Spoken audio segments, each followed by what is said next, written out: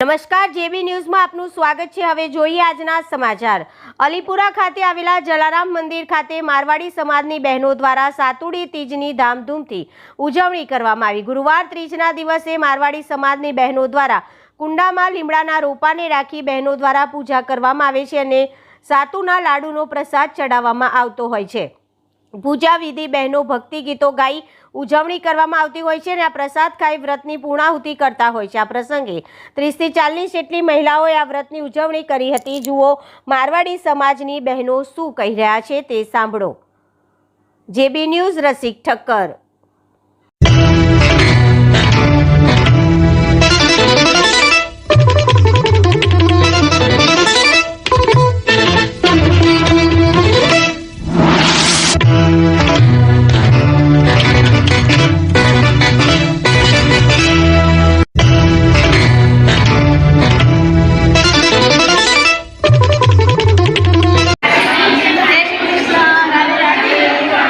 जोरથી બોલજો।